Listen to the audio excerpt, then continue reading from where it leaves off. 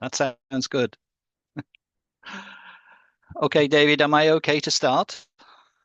Oh, okay, thank you. Good evening, everybody. Oh, I should say guten Abend, shouldn't I? I see others are there, so Kalispera. I've finished there. Sorry, Zusa. You'll have to excuse my lack of Hungarian, but here we go. So, okay, well, good evening, everybody. Listening to the previous two lectures, I've been very much aware of the fact that you people have been listening all day long, and it's gone 7 o'clock for you. So I've actually been changing my talk as we went. So I'm going to be quick and precise and to the point. I hope you understand my English. I will go slow. My friends tell me my English is getting better, so I hope that's okay. Here we go. Okay, so well, I'm actually a violinist, and it's a great privilege to be able to speak to some brass players.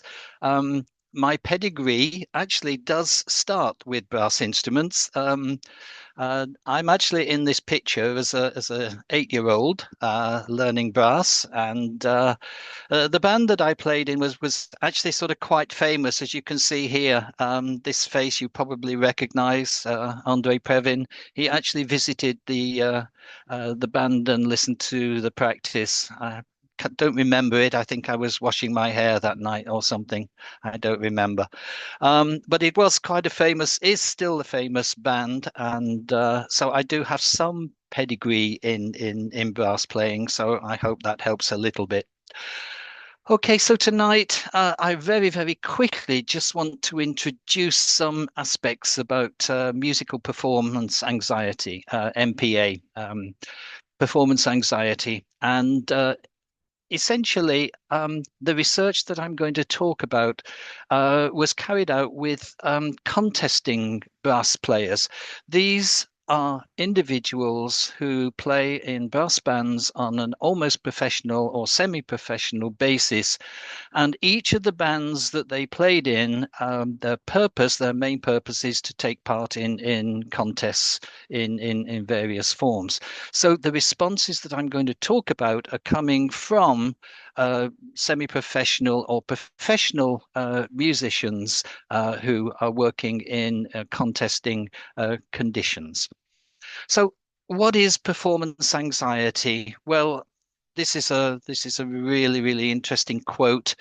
Experience of persisting distressful apprehension, impairment of performance skill in a public context to a degree not warranted by aptitude, training, and preparation.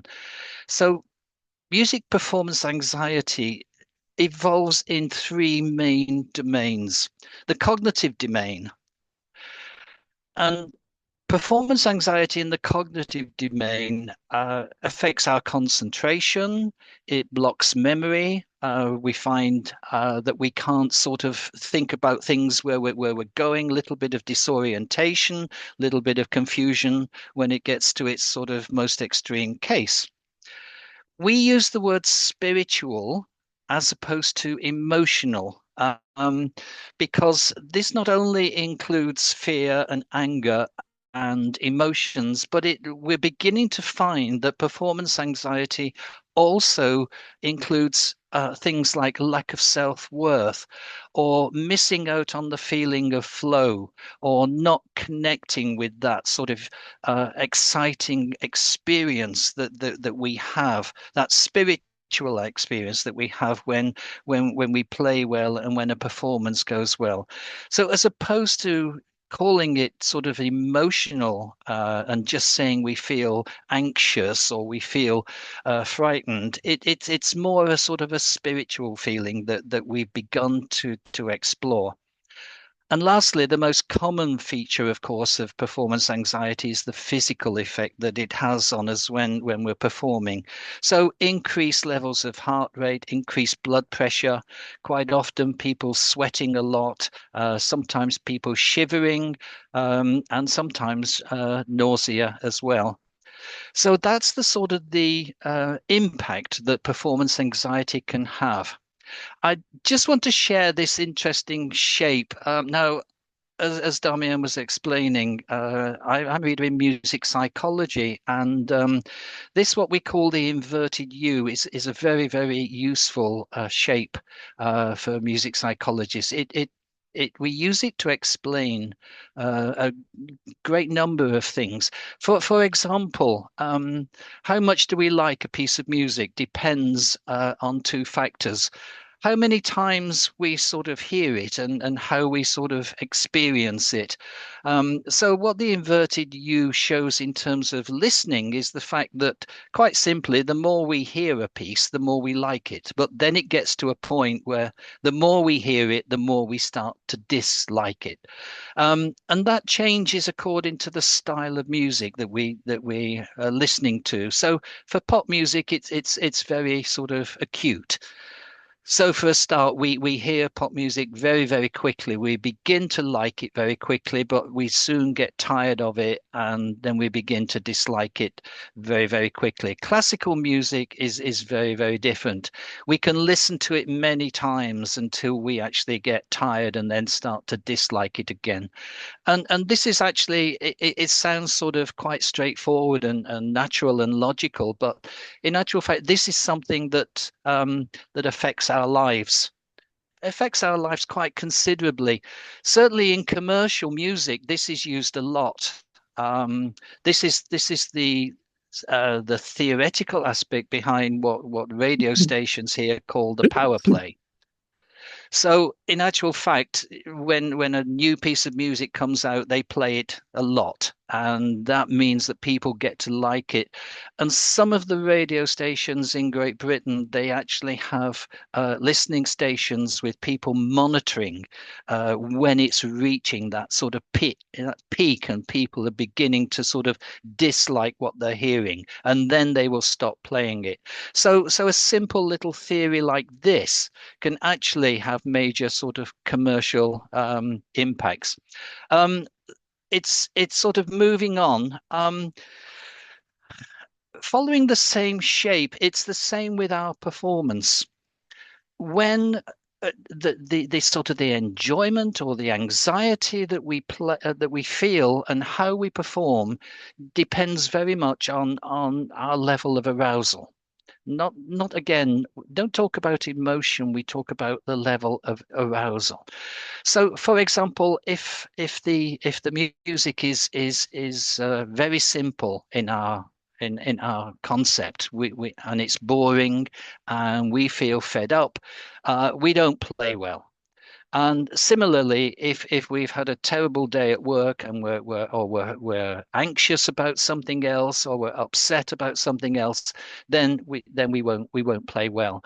So our level of arousal, our level of psychological arousal, has these sort of boundaries: the lower boundary and the upper boundary. And we prefer to perform in circumstances where our level of arousal is in the midway section. It's the same with what we choose to listen to. We don't just choose to listen to music. It's more deep seated than that.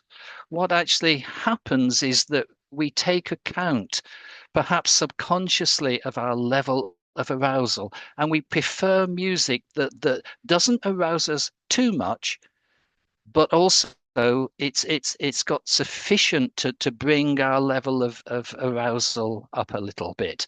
So this sort of inverted shape is very important in music psychology for explaining all kinds of issues. So let's now have a look at some of the sort of the general factors that affect music performance anxiety. So these are just sort of general things that are out there, what research has shown, and that in terms of performance anxiety, females tend to be more affected by performance anxiety than males, but this can vary with age. Um, Other factors that affect how much performance anxiety we feel are years of training, level of practice that we've had before we actually perform, our level of musical accomplishment, and so on. University music students tend to perform or tend to experience performance anxiety almost in the same way that professional musicians do. And as you'd expect, solo performers tend to experience more anxiety than people who just part of an ensemble or aren't as exposed in what they're playing. One of the things we're beginning to see is that the context in which the performance takes place is very, very important in terms of how much actual anxiety you experience. For example, you can have someone who's an exceptional pianist, but when they're coming to perform in a very, very important event or an important context, then they will experience a lot of performance anxiety. So, how much performance anxiety you experience is also very much dependent on context. I don't know what this says about me. String players experience higher levels of performance anxiety than any other category of player. So I don't know what that says, but there we go. So let's let's just now have a look at a couple of the things, the specific factors that affect music performance anxiety. One of the big things is that we're beginning to see is the personality, what people are in terms of or who they are as a person. So people who are slightly more introverted have more fear of an audience, so they experience performance anxiety. People with a low esteem, they suffer quite significantly from it. People who have perfectionism in their nature, um, people who have unrealistic standards or expectations of themselves will also experience high levels of performance anxiety. People who are prone to criticism will also experience significant levels of performance anxiety. Interesting, people who believe that ability is something you are born with. If you believe that musical ability is innate, it's something that you are born with, they experience performance anxiety very differently from people who believe that your standard of performance can improve through hard work and more significant levels of practice.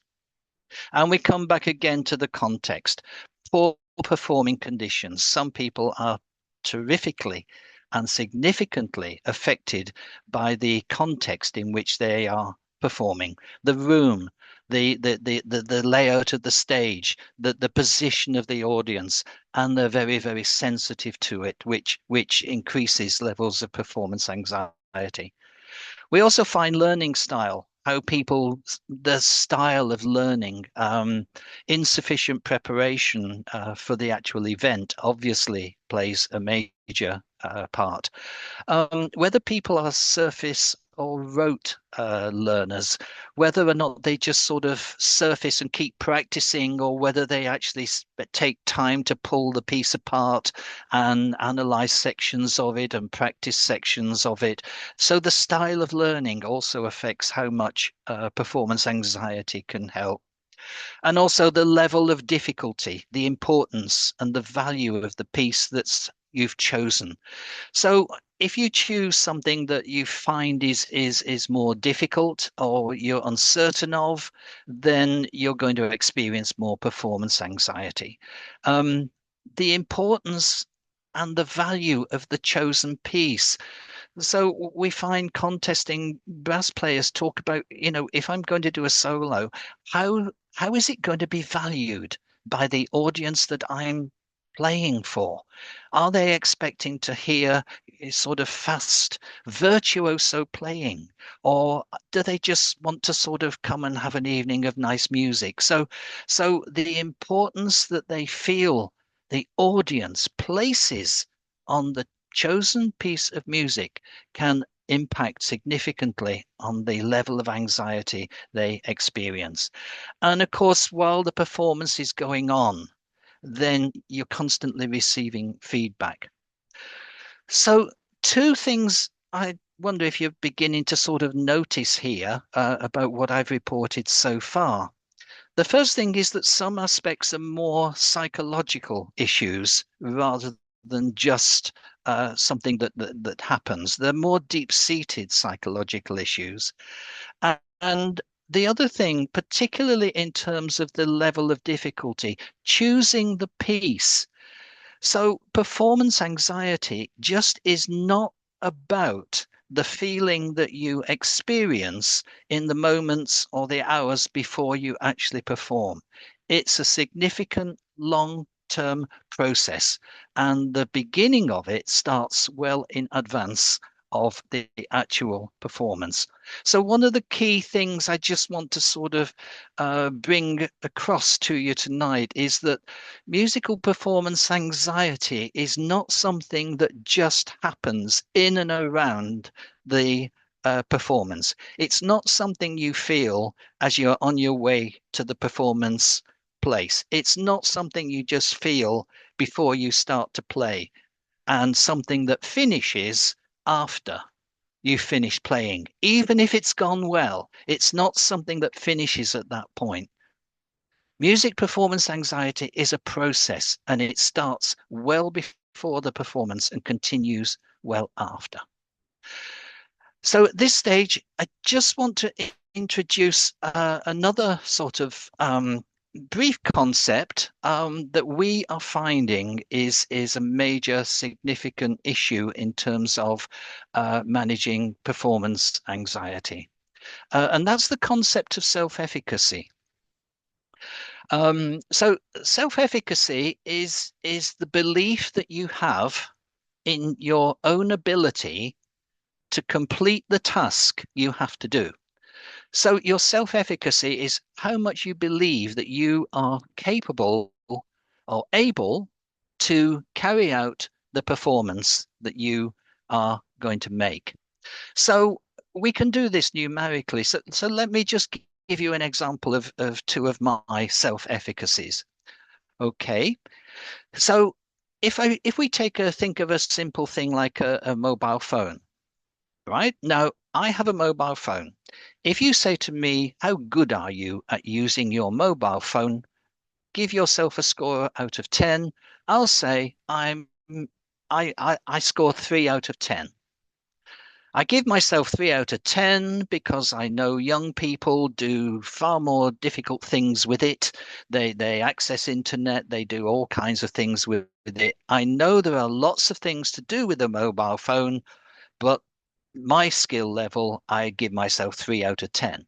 However, what do I need to do to accomplish my task? Well, I need to send a text. I need to make a phone call. That's all I need to do. So all I need to do is 1 out of 10. So that gives me a self-efficacy of +2. In other words, for the task that I need to do, I have a positive self-efficacy. If you asked me about the roads in my village, I'd say I've got a 6 out of 10 knowledge of the roads in my village. What do I need to do? I need to get from my house to the station. I need to get from my house to the shop. I need to get from my house to the pub. So it's about a 2 out of 10. So I have a +4 positive self-efficacy for finding my way around my village. So your self-efficacy is very, very useful tool to think about. So dealing with these sort of two issues, these more in-depth psychological issues, self-efficacy is a really good measure of how we feel, how strongly we feel we can manage the performance that we are about to do. So the thing is that self-esteem is something that tends to be quite steady. It does change, but it tends to be quite steady. Whereas things like self-confidence, we can sort of maintain, but self-efficacy can change quite quickly and quite considerably. And that's why it's a useful measure in terms of uh, performance anxiety. Um, I've just put this picture in. You probably won't recognize it, but this is the Halle Orchestra. And when I was at the Royal Northern College of Music, we often used to go and listen to the Halle Orchestra and the Free Trade Hall. And this is the modern day version. The reason I'm showing you this photograph is it was very interesting because on my first day at the Royal Northern College of Music, the principal came to speak to us and said, "This week, I want you to do a task. I want you to go down to see where the Halle Orchestra perform, and I want you to look how big is the stage. And what I want you to see is that all of you here, you might think you're the best, but you are not all going to fit on that stage. So some of you are going to find other uses for your musical ability."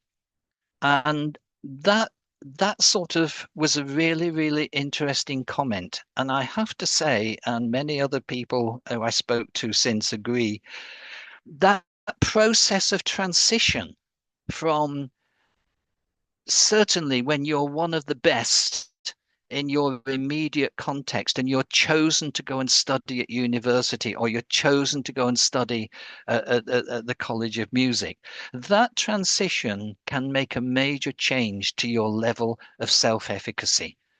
And certainly as educators, this is one thing that we try and do. When the students are coming in, we're very conscious of the fact that self-efficacy and your belief in yourself and how you are able to complete a task is can be quite sensitive, particularly if you move into a new area. So I just want to now talk about one cognitive behavior model. And this is sort of an idea of the kind of cognitive process that goes on, certainly in the brass band contesters that we've been talking to and collecting data from.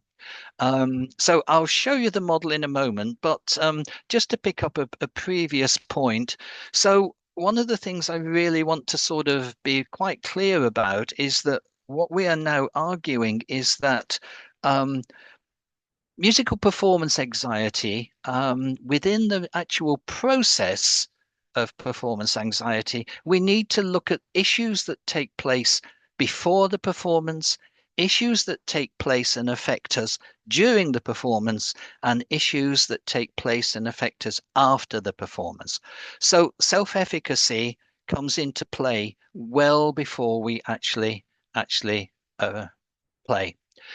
Um, so there's the model, but what we're actually sort of now arguing is that we have this issue of pre-performance, the issues that affect us during and post. But as I was saying, when you've finished performing, and you, even if you fail, wonderful, because it's been a great performance, that's not the end of the performance anxiety process. What it actually does is it plays a significant part and becomes pre-performance of your next performance. So your experience that you've just had becomes the pre-performance of your next performance. And that's the model that we're sort of beginning to push forward at the moment. So let's just have a look. When we asked the brass players, as I say, 271 contesting brass players, about feeling, this is some of the things that we actually asked them. How do you feel? And here's some of the answers. I seem to give up easily while working on important recitals. Lack of self-efficacy coming through. I give up easily. During recitals, I find myself thinking about the consequences of my mind going blank. So again, this anxiety that I'll forget what I'm meant to be doing, this sort of confusion. And during a recital, I get so nervous, my mind goes blank. So these are all symptoms of performance anxiety that these contesting brass players are coming out with. So what kind of things do they actually sort of do? Well, here we go. Physical, disturbed sleep, increased heart rate, dry mouth, sweating, shaking, negative audience reaction. That's what they're thinking about. This is part of the cognitive process. What's the audience going to think? How are they going to react? What are they going to think about me? Impact on career. How's this going to affect where I go from today? Dwelling on the performance after the event.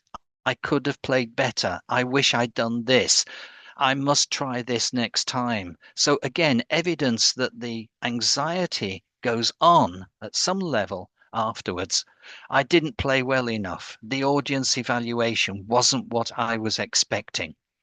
High levels of self-criticism, not wanting to be criticized by others. So these are the responses that were coming through when we asked them to describe.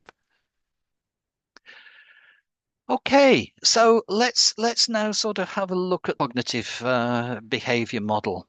So what we actually found is while the contesting players are actually taking part in the performance, this is what's actually sort of going on cognitively for them. So how does the audience view the player as a social object?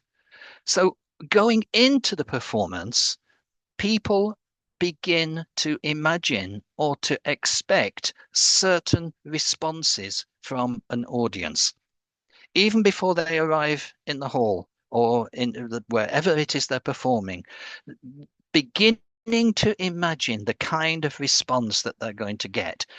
I expect when we play this, they'll join in. When we play this, they'll sing along. When we play this, they'll clap, they'll join in. So it's sort of already beginning to set up a level of expectation of how the audience, and therefore, all the way through, they're looking for signals. Are people smiling? Are people looking bored? Are people giving me a sign that they're enjoying it? And if those signs are different from what they've expected or imagined, then the level of performance anxiety begins to increase. So before we actually start, we're beginning to already. I've experienced this a lot. You go and do a gig and you perform and everything goes well, and you expect the same response when you go a year later, but it's a different audience and it's a very different response. And all the way through the performance, you're looking for clues. Is this a challenge? Am I being threatened? Am I being criticized? Why am I not getting that same level? And this is where past experiences begin to play a role. If things go in a certain way and you've got that experience from the past, that is impacting on how you experience performance anxiety. So you're looking for these signs of physical response from the audience and seeing if your expectations are being met. And of course, then you've got the physical impacts as well. I've got my eye on the clock. I'm not going to go over. So I'm going to go through quite quickly from here now. But just to say, some of the things that when we ask the bass players, what kind of things help you? What kind of things do you do either before, during, or after? And here's a sample of the responses. Some talked about meditation. Some talked about exercise. They'd go for a run or they'd go for a vigorous walk to burn off that extra adrenaline. Quite a few significantly talked about prayer in some capacity, not necessarily religious prayer, but a little bit more sort of appeal to a higher being.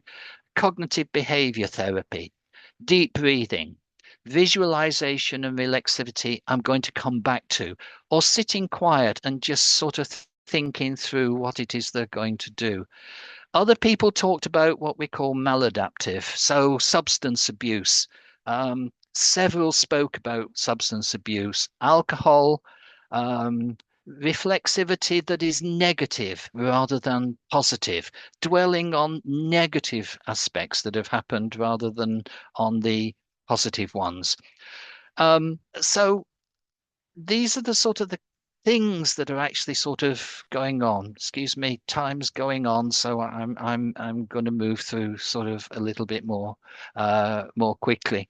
Um, so just to talk very quickly about each of the stages that I've mentioned. So, what are the factors that we found influence the level of performance anxiety before the performance? Okay, so trait anxiety, personality issues play a part at that stage. Things that are part of us, intrinsic aspects of ourselves. Task efficacy, the level and type of preparation that we take part in, major part of anxiety we feel when we're performing, and this takes place beforehand. The situation, the characteristics of the place, what are we playing? Why have we made that choice? How is it going to be received? What are the audience going to do? How are they going to react? What are they expecting? What will I do that they will value? This is the kind of thing that goes on well before the actual performance itself. Interesting. Some people see it as a threat. Some people see it as a challenge. Some people see a performance as a threat, something they've got to fight against. Other people see it as a challenge, something they've got to sort of get across. During the performance, what then comes in is this issue of this arousal level. Too low level of arousal, nothing coming back from the audience leads to very tired performance, leads us to demotivation, gives us not much feedback, no energy to feed off. What are you playing? How is your part? What's being demanded of you during the actual performance? What I mean by this is the number of times I've played second violin, for example, in Gilbert and Sullivan, and spent the evening well, particularly bored. Um, Constant feedback going on. So, it's not just about the playing all the time, whether it's conscious or subconscious, these signals are coming in from the actual audience. And how are the audience responding? What's going on?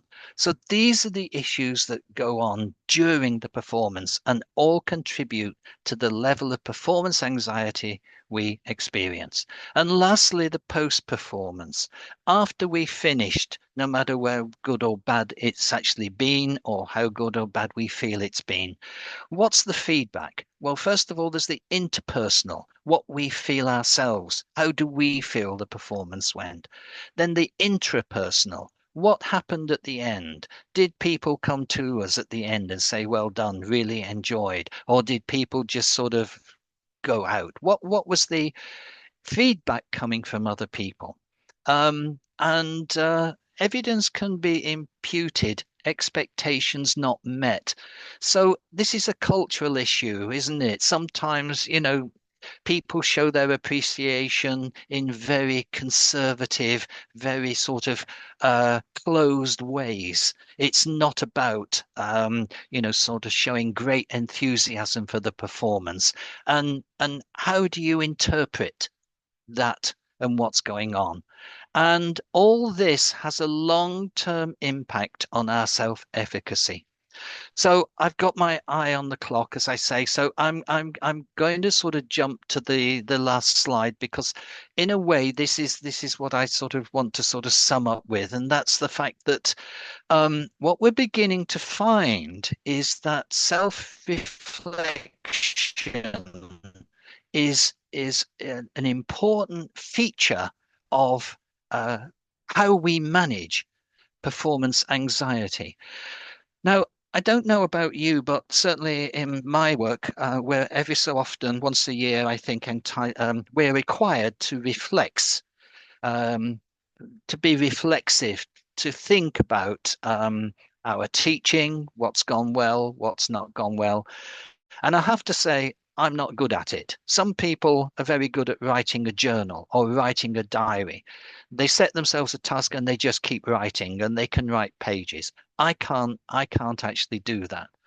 The second thing I'm wondering if you're thinking at this moment is, well, yeah, okay, all right. So, you've taken this performance anxiety and you've pulled it apart. You've said, the audience reaction. You've said, choosing the piece. You've pulled all these sort of pieces apart, but is that really a musical performance? So, what's the value in what you've done by pulling all those pieces apart? So what we're actually sort of beginning to see is that by pulling all those people, those sections apart, what we can actually then do is we can look at each one in turn and we can think about which one of those is probably the most effective in terms of our own management of performance anxiety. So visualization. We're doing some work with brass players at the Royal Academy at the moment on visualization, which is without your instrument, you look at the music and you visualize playing it. You go through the physical and the mental process of playing it. You visualize that performance. But what we're actually now doing is sort of trying to break that down and say to people, visualize, a different audience, visualize a different piece, and begin to come to terms with what works for you. So what we are beginning to see is that if you break performance anxiety down into all these individual parts, then what that gives you is a systematic structure. It's a way of exploring all the different aspects that in some way impact on how much we can manage performance anxiety. And it enables us to challenge negative experiences. So if we do a bad performance, we've seen that builds into the pre-experience of our next performance. So you've had a negative performance, or a student you have has a negative performance. How do you sort of deal with that beyond saying, oh, well done, you'll do it better next time? How do you actually sort of deal with that? So we're currently looking at ways in which we can challenge that. And there is a sort of a way, people who've experienced some kind of trauma and they then go on to dream about it a lot. And this has a major impact on them. There is a process whereby you can go through that dream and invent or create or imagine a different ending. And what we're beginning to see is that people who have significant levels of performance anxiety, if we can get them to visualize a different performance, if we can get them to imagine a different ending, and if we can get them to sort of explore each of the sections and actually say, which is it of these that you are most susceptible to, then what you're actually doing them is giving them tools to manage that whole process of musical performance anxiety, as opposed to just letting them continue and think the more I practice, the better I'm going to be. Thank you for listening. It's been lovely to have the opportunity to speak to you about some ongoing work.